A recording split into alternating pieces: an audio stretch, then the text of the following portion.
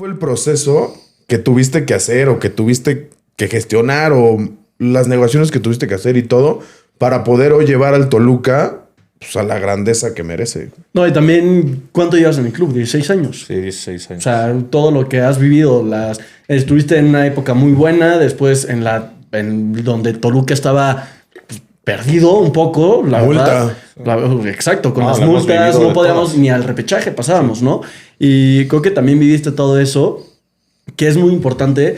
Yo creo que todos esos 16 años de aprendizaje, de todo, a donde tienes el Toluca hoy, ¿no? O sea, no solo en el tema hablando de posición en la tabla, ni mucho menos, sino la banda del rojo, la cumbia de los trapos, el Los ambiente que hay en el tifos, estadio, los tifos, claro. O sea, creo que eso es, o sea, algo que pues, con tu experiencia lo han podido hacer y ha estado, o sea, no es solo ir al partido a ver fútbol, ¿sabes? O sea, ya es algo más a eso.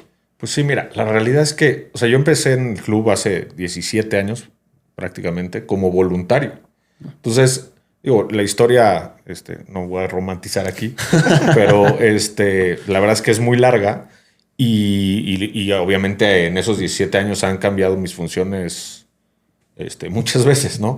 Pero empecé como voluntario y después, creo que era, bien lo dijeron ahorita, era de los pocos que ahorita que salimos campeones del 2025, ya de los pocos que quedábamos que nos tocó ser campeones en el 2010. Entonces, obviamente el club era otro y la realidad es que no quiero aquí parecer como si todo hubiera salido de nuestro lado, porque la realidad es que lo que ayudó a que todo esto cambiara fue un cambio de mindset del club. Y sí, exactamente. O sea, creo que una de las deudas pendientes que tenía y que yo creo que era de ambas partes, ¿no? Del club con la afición y la afición con el club, era justo ese pendiente de ser más relevantes, de llenar el estadio, de tener un mejor ambiente.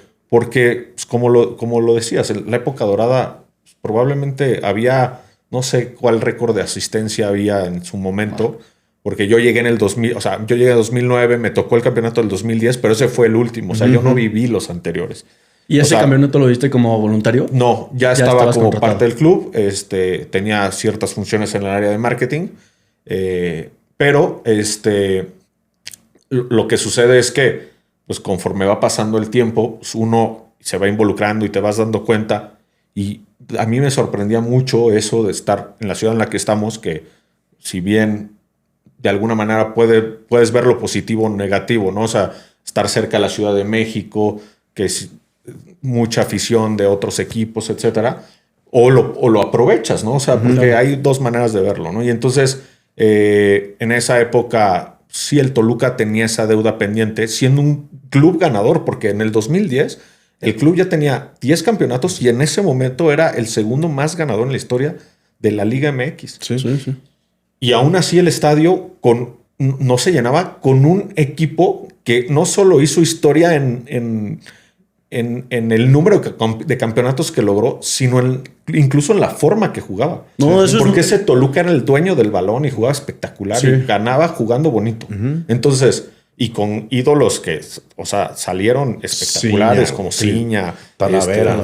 bueno, en su momento me voy más atrás, Cardoso, etcétera, y no se llenaba el estadio. Por ahí hay una final que se juega de local la ida y no estaba llena, ¿no? Entonces, yo me acuerdo mucho de de la final que tuvimos contra Guadalajara.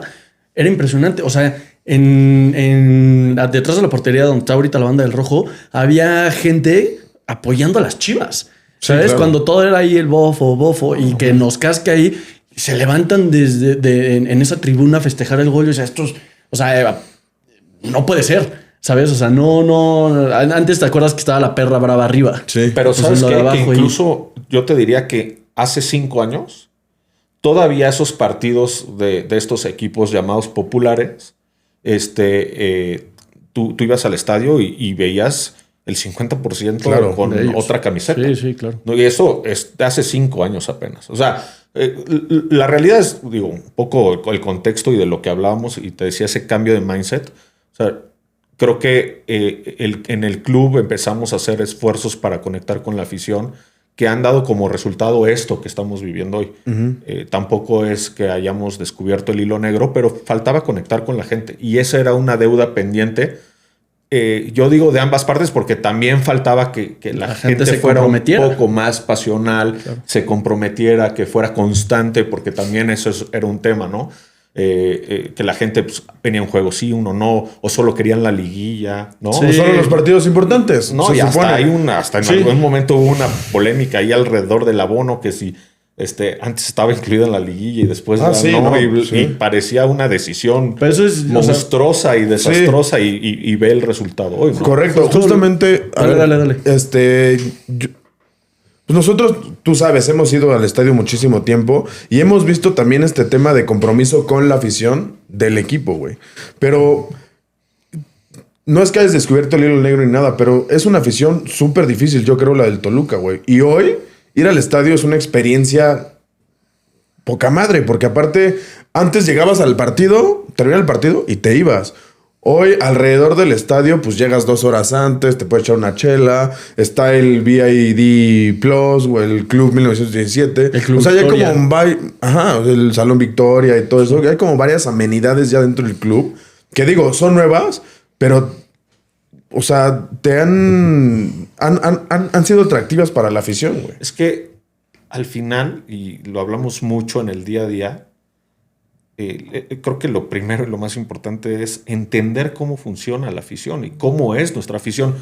Porque tú eres como eres y tú eres como... O sea, esa esencia, eso, pues no pretendemos cambiársela a nadie.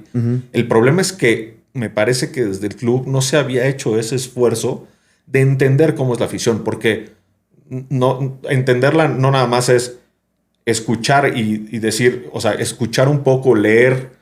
Y entender sus reacciones y decir, no, puta, es que es una afición bien difícil. No, pues, ¿qué hacemos, pues no? sí, o sea, sí, no. O sea, depende cómo lo veas. Es que si estás sentado nada más escuchando las críticas o leyendo las críticas y no siendo autocrítico y molestándote por, es que, pues sí, entonces van a ser la más difícil del mundo. Sí, claro.